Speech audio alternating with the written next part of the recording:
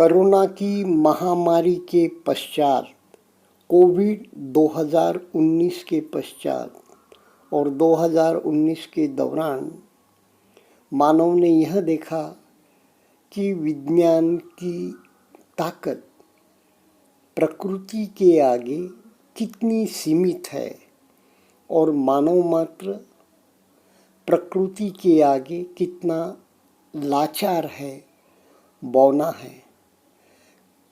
Corona महामारी के पूर्व भी प्रदूषण, ग्लोबल वार्मिंग, क्लाइमेट चेंज का प्रश्न बहुत बड़ा था, पर कोरोना महामारी ने जैसे इस मानव के प्रदूषण प्रवृत्ति को ब्रेक लगा दिया था।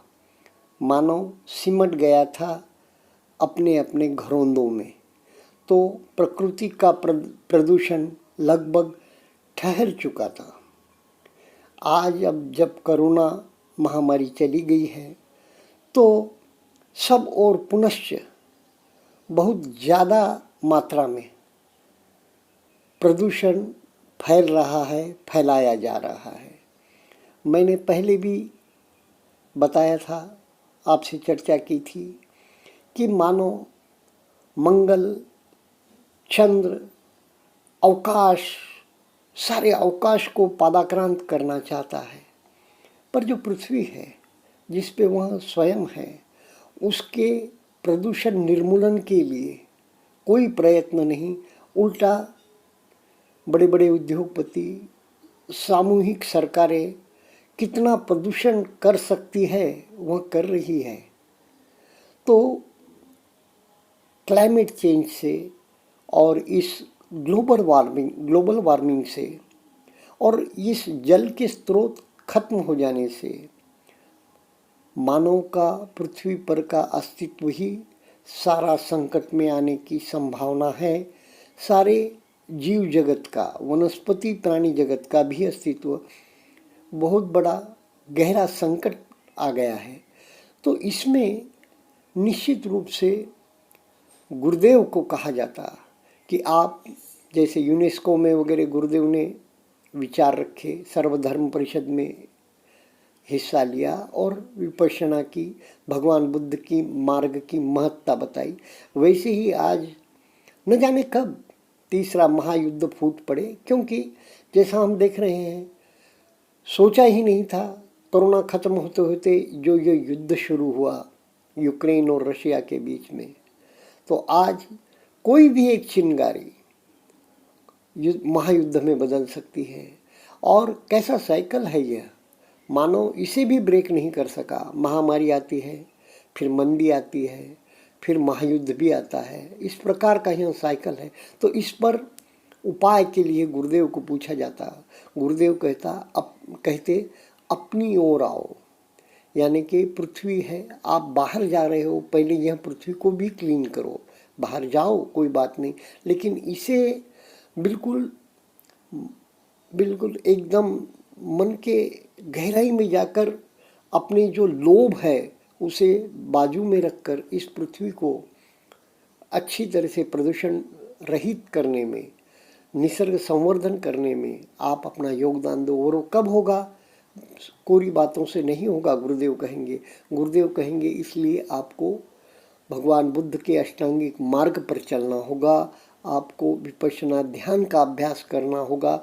जैसे जैसे आप अपने शरीर, पृथ्वी तत्व अपनी ओर ध्यान देंगे, वैसे वैसे आप मार्ग खोज निकालेंगे और प्रवृत्त होंगे, प्रोत्साहित होंगे इस पृथ्वी को प्रदूषण मुक्त करने के लिए, इस पृथ्वी की समस्या जानने के लिए। और आप जैसे जैसे ध्यान करेंगे, पृथ्वी अपने आप स्वयं ही एक शीतलता अनुभव करेंगी, शीतल होती जाएगी।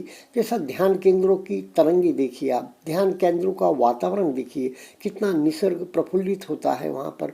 जो एक छोटे क्षेत्र में हो सकता है वह बृहत सारे क्षेत्रों में भी हो सकता है। तो लौट आओ, पृथ्वी के ओर लौटाओ, यानी कि पृथ्वी का ज़्यादा ध्यान करो, यानी कि अपना स्वयं का ज़्यादा ध्यान करो, साधना करो।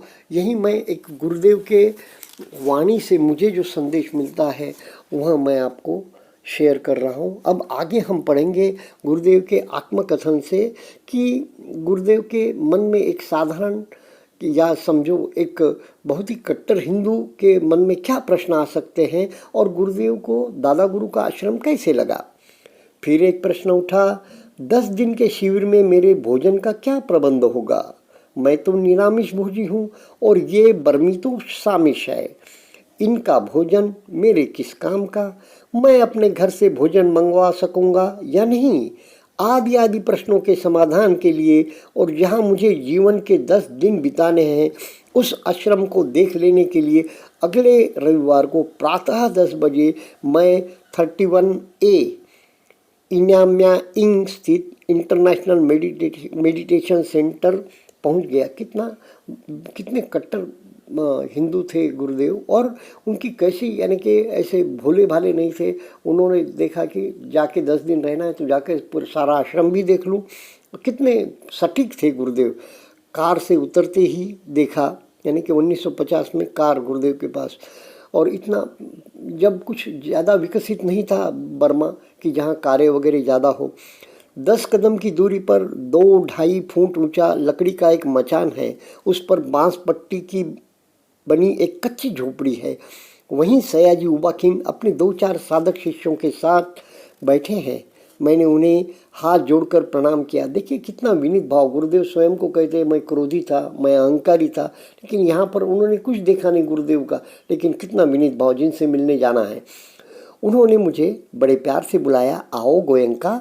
मुझे लगभग 30 वर्ष पश्चात यह पता चला कि उस समय उन्होंने अपने पास बैठे एक शिष्य से मेरे बारे में यह कहा कि यह प्रभुत पुण्य पारमी संपन्न पोग्गो पुद्गल है, विपश्यना लेगा तो इसका जीवन बदल जाएगा। यानी कि अपने दादा गुरु का बुद्धि चित्त कितना समर्थ था कि उन्होंने बराबर पहचान लिया गुरुदेव को कि यही इस धम्म का सारी विश्व में प्रचार करेगा। देखते ही पहचानना यह कम बात नहीं है। और दूसरा मित्रों, डॉक्टर ओम प्रकाश को भी अब हमारे गुरुदेव ने पहचान लिया था और दादा गुरु से उन्हें शिक्षा भी विपश्यना की दिलाई थी कि वह भी बहुत पुण्य पारमी वाले थे।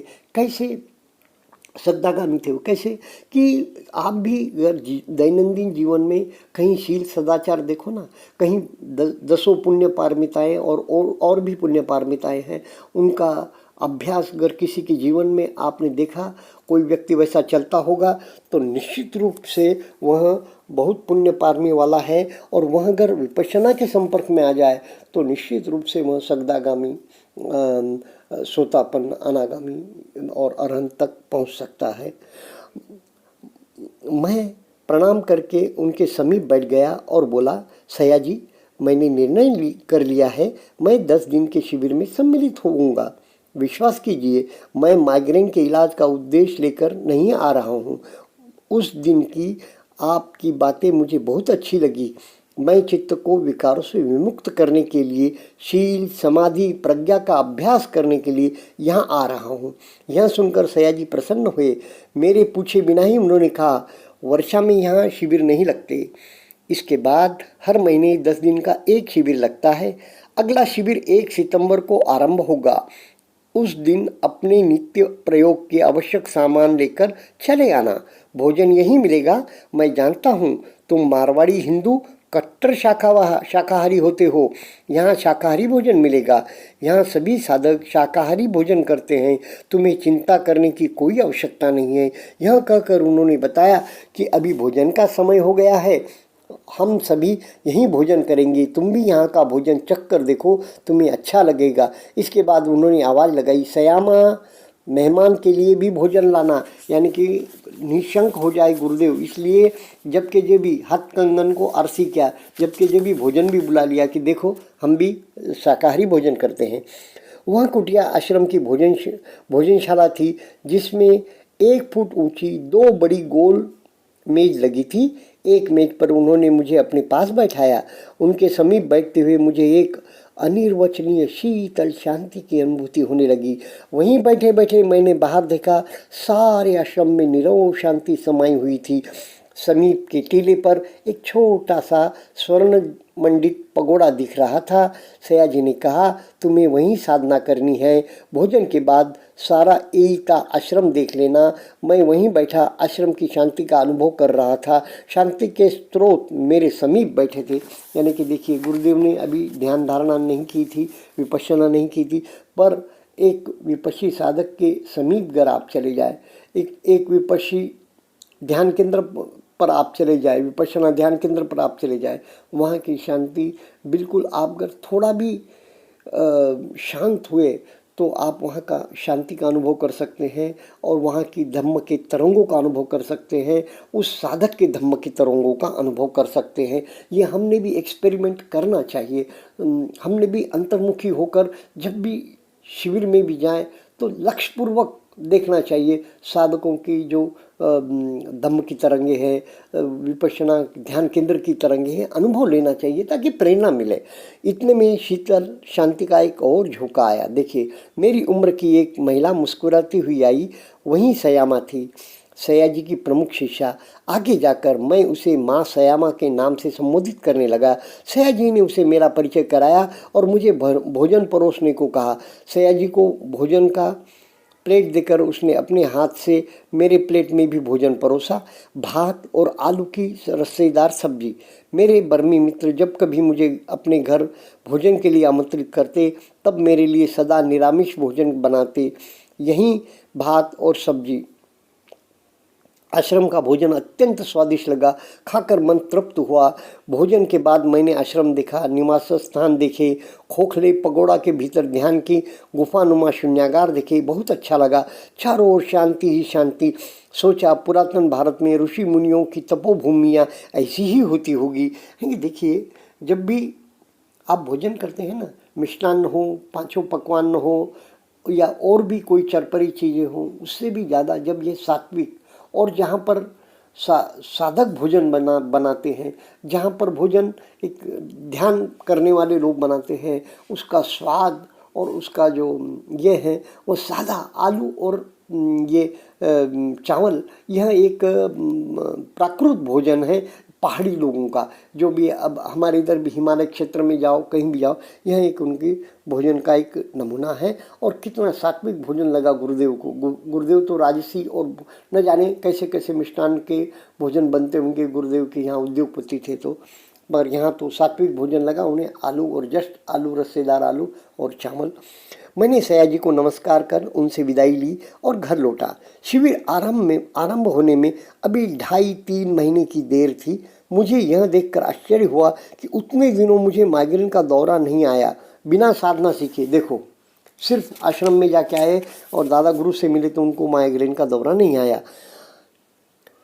ही बार बार मेरा मन भीतर की ओर समाहित होने लगता। बड़ी सुखद अनुभूति होती। देखो, खाली रोमांचित हो रहे हैं गुरुदेव कल्पना से ही कि मुझे 10 दिन मौन में जाना है, मुझे 10 दिन विपश्यना का ध्यान करना है। मुझे यह देखकर आश्चर्य हुआ, अनुभव कर कि उतने दिनों मुझे माइग्रेन का दौरा नहीं आया। बिना साधना सीखे ही बार बार मेरा मन भीतर की ओर समाहित होने लगता। बड़ी सुखद अनुभूति होती।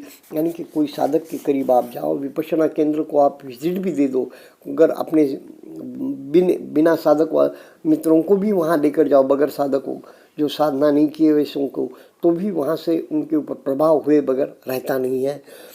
इसलिए कोई आपके मित्र परिवार हो तो अवश्य धम्मगिरी को विजिट करना चाहिए, या नियर बाय जो सेंटर है, शून्य दिवस है या और कोई दिन है जब साधना नहीं हो रही है, शिविर नहीं है, तब उन्हें अवश्य वहाँ पर लेकर जाना चाहिए। या 10 मिनट के आनापान की उन्हें ध्यान साधना को वहाँ ले जाकर बिठाना चाहिए आपने, ताकि या कहीं भी बिठा सकते हैं, लेकिन वहाँ धम्म की उतनी तरंगे प्रभावशाली नहीं। जहाँ पर पवित्र वातावरण है, लोग तपे हैं, उस साधना क्षेत्र में ले जाके आप जिन के हितैषी हैं, कल्याण मित्र बनकर अनेकों का, आप उन्हें वहाँ ले जाइए।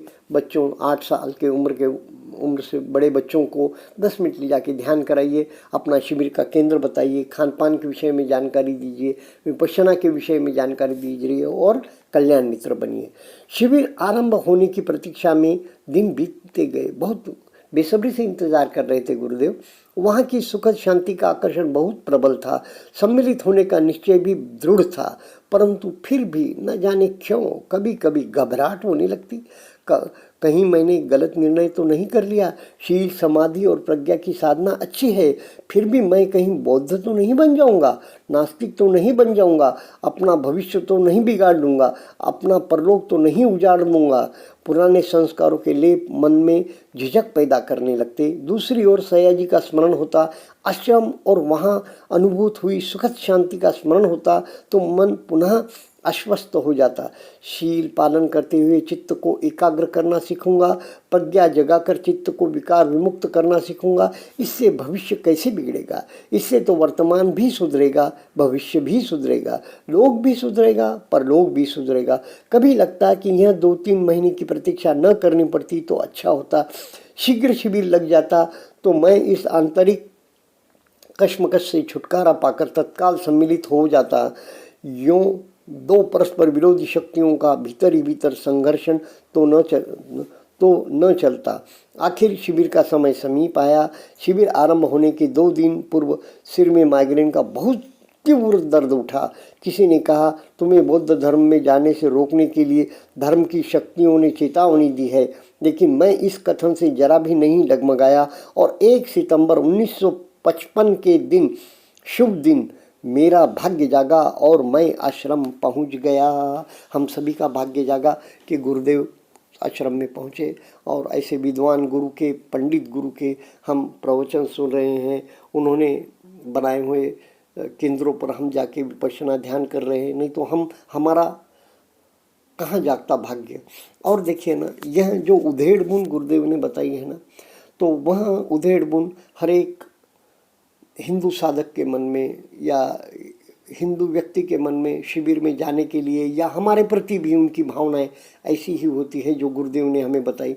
दूसरी ओर यह भी देखा गया है कि अनेक जन्मों से किसी ने विपश्यना का अभ्यास किया हो, उसे मालूम हुआ हो, तो वह शिविर में रजिस्ट्रेशन करने से लगा के शिविर का दिन आए उसके इंतज़ार में भी उसके भी ऐसे ही दिन कटते हैं जैसे गुरुदेव ने बराबर मनो अवस्था, यानी कि हिंदू साधक की या दूसरा भी कोई मुस्लिम हो, ईसाई हो, उसके मन की दशा। और हिंदू का थोड़ा संस्कार अलग है ना, तो उसकी मनोदशा शाकाहार के विषय में और उसकी मनोदशा बाकी कर्मकांड के विषय में गुरुदेव ने बराबर बताई है। और वैसे ही कैसे आकर्षण होता है साधक को विपश्यना ध्यान खाली सुनता है और रजिस्ट्रेशन करता है तो फिर कितनी आकुलता व्याकुलता रहती है कि मैं चला जाऊं वहाँ, कब से शिविर शुरू हो जाए, कब शिविर शुरू हो जाए। इस प्रकार तो हमने गुरुदेव का जीवनी का यह भाग पढ़ा कि कैसे मेरा नया जन्म हुआ। एक आकस्मिक संयोग, 1 सितंबर 1955, 10 दिन के शिविर में सम्मिलित होने के लिए मैं आश्रम पहुंचा। थोड़ी दूर प्रोम रोड पर शांति स्तूप के समीप विशाल कृत्रिम सप्तपर्णी गुफा में विभिन्न देशों के 2500 विद्वान भिक्खु त्रिपिटक का पारायण करते हुए छठी संगीति का पुण्य कार्य संपादन करने में लगे हुए थे। मुझे उस समय तक उसके ऐतिहासिक महत्व का किंचित मात्र भी ज्ञान नहीं था। यद्यपि ऊंछाठुन ने उस बृहद धार्मिक आयोजन की एक उपसमिति का मुझे भी सदस्य बना लिया था। यह उपसमिति भोजन के प्रबंध के लिए गठित हुई थी और मुझे निरामिष भोजन का दायित्व दिया गया था। तब तक मुझे उस आयोजन के बारे में इतनी ही जानकारी थी कि ये बहुसंख्य भिक्षु अपने धर्म ग्रंथों का पाठ कर रहे हैं जो कुछ वर्षों तक चलेगा। मुझे निरामिष भोजन के प्रबंध कार्य में सदा रुचि रही है। मैं इसी कारण इस दायित्व से संतुष्ट प्रसन्न था। भारतीयों में अन्नदान का बड़ा महत्व है और भोजनशाला की जवाबदारी लेना, कहीं पर भी भंडारे में योगदान देना, काम करना, जहाँ पर भी भंडारा चलता हो तो उसमें भारतीयों को बड़ा आनंद आता है। और गुरुदेव तो बहुत पुण्य पारमी वाले और एक संत प्रवृत्ति के और बहुत ही धर्मात्मा व्यक्ति थे, तो दान का महत्व के कारण ये वे बता रहे हैं।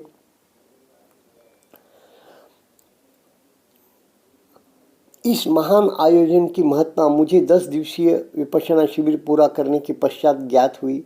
इसके पूर्व 2500 वर्षों में 5 बार ऐसी संगीतियाँ आयोजित की जा चुकी थी, जिनमें उस समय के विद्वान भिक्षुओं द्वारा बुद्धवाणी की शोधपूर्ण प्रामाणिकता स्थापित की गई थी। इस बार ये 2500 भिक्षु 5 अलग अलग देशों में सुरक्षित बुद्धवाणी का संगायन कर रहे थे। इन देशों ने सदियों से पाली भाषा में बुद्धवाणी सुरक्षित रखी है। यद्यपि इन 5 देशों की अलग अलग लिपियां और अलग अलग उच्चारण है, फिर भी सबके मूल पाली कलेवर में बहुत कम असमानता है। 5 देशों के ये 2500 विद्वान भिक्षु मूल बुद्धवाणी का विशुद्ध प्रामाणिक रूप स्थापित करने में लगे थे। मैं आपको यह भगवान हमारे गुरुदेव का आत्मकथन भाग 2 के विवरण सुना रहा हूँ। उसके साथ साथ मुझे जो लग रहा है वह भी आपको सुना रहा हूँ। तो यह चर्चा हम जारी रखेंगे। इसी प्रकार हमारे दादा गुरु के प्रवचन हैं, उनके भी अंश लेकर मैं अलग उसकी भी एक आप तक पहुंचा रहा हूं, क्योंकि शायद साधकों को चुनने में या पढ़ने में, या कोई पढ़ने में भी असमर्थ होगा, या कोई को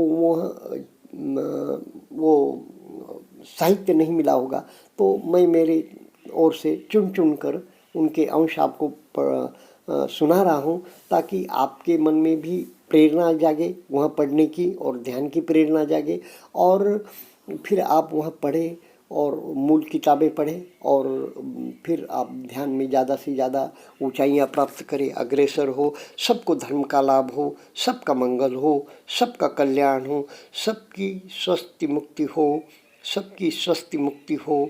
इतना कहते हुए मैं अपनी वाणी को यहाँ पर विराम देता हूँ। धन्यवाद।